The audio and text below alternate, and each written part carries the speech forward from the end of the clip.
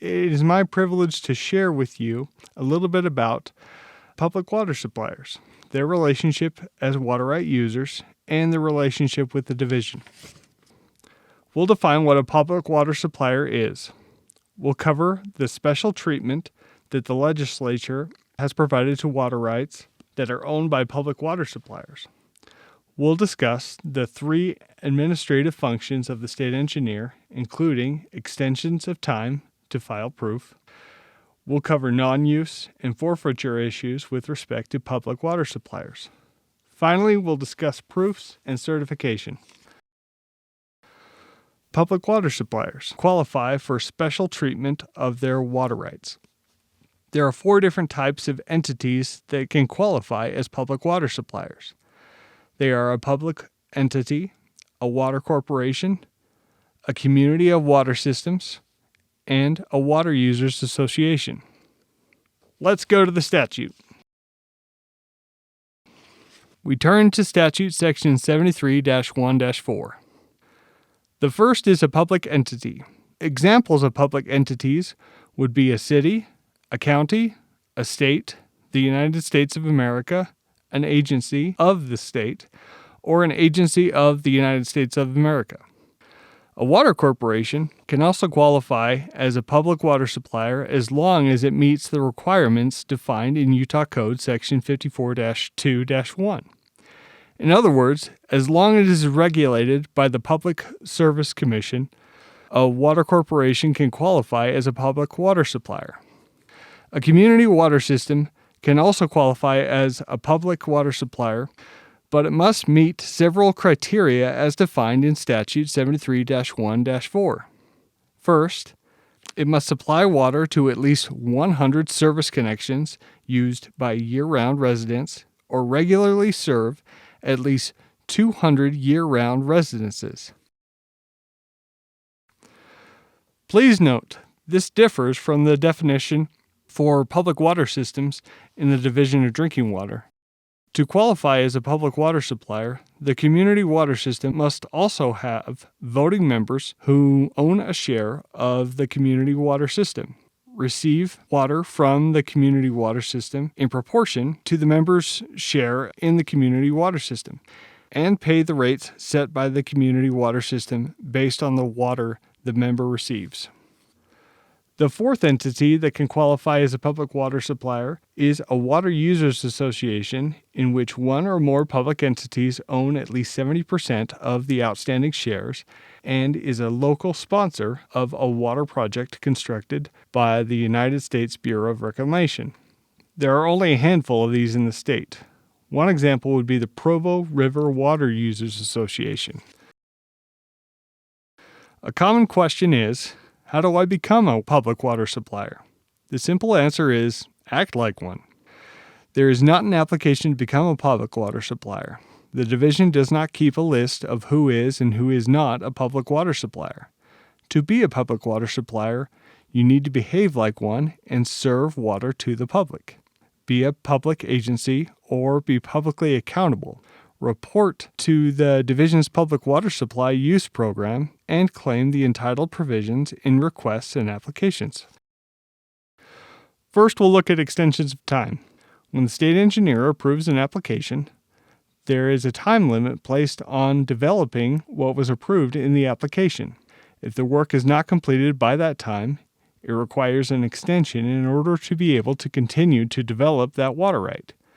When an individual with a water right needs to file an extension, in that extension of time, he needs to show that he's been diligently pursuing development of that application, or he needs to show reasonable cause for delay. By contrast, a public water supplier that holds an approved application only needs reasonable and due diligence for the first 50 years. Further, an individual with a water right cannot receive an extension beyond 50 years. By contrast, a public water supplier can receive an extension of time beyond 50 years provided they submit a 40-year plan. 40-year plans are common, so we will cover what they need to contain. First, the plan needs to show the future 40-year demand of water. To do that, project the population growth within the service area. Next, show works constructed and the expenditures encountered as a public water supplier.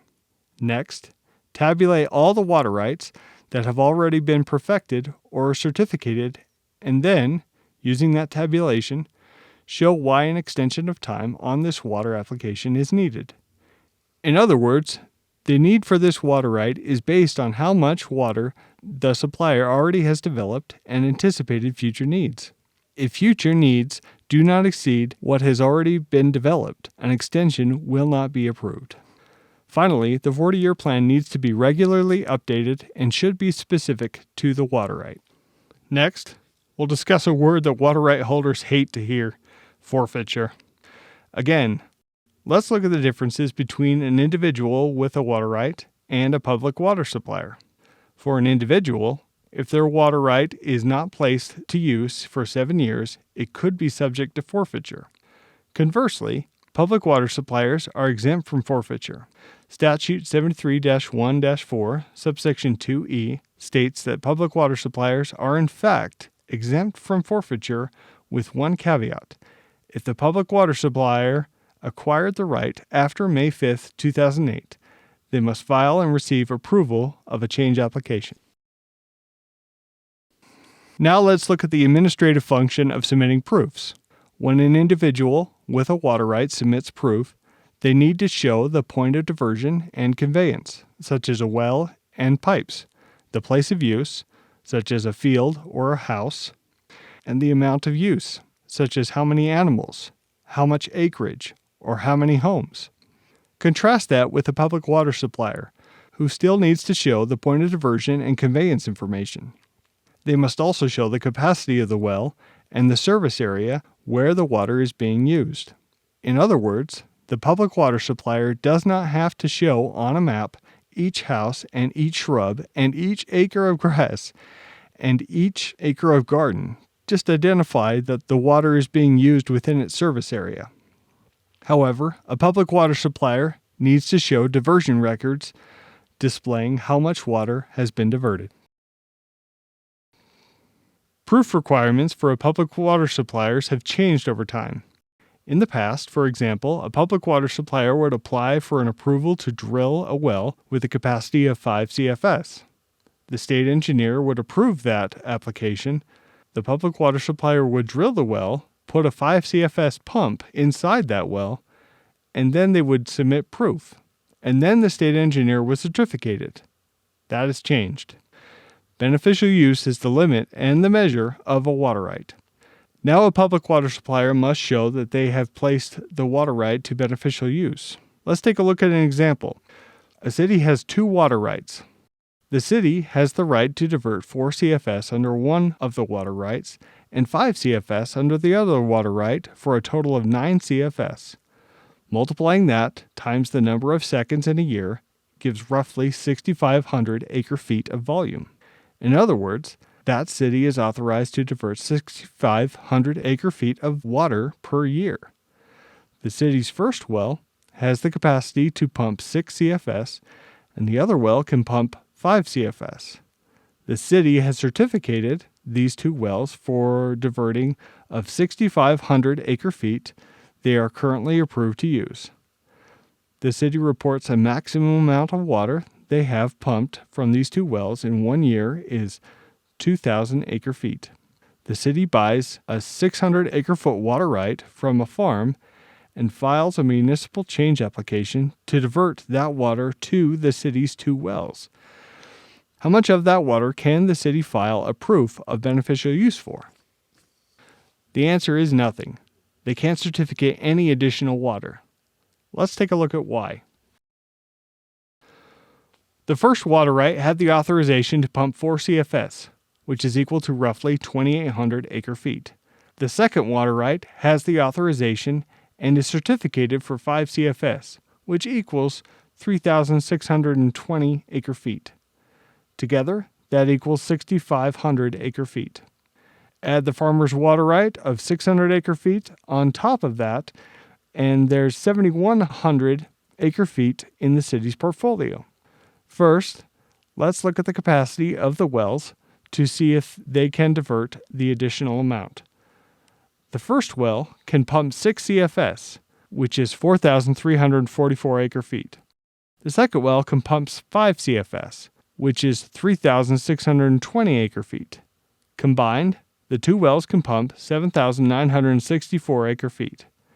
So the wells do have the capacity to add the farmer's water right. Next, we look at water use. The city has been reporting to the Division of Water Rights water use program that it's only using 2,000 acre-feet of water. Remember, beneficial use is the limit and the measure of a right. Therefore, the city cannot be certificated for any additional water because they are not using the full amount they are already certificated for. Now let's look at the service area for a public water supplier. The service area is defined as the geographic area wherein a public water supplier agrees to serve and can reasonably serve water.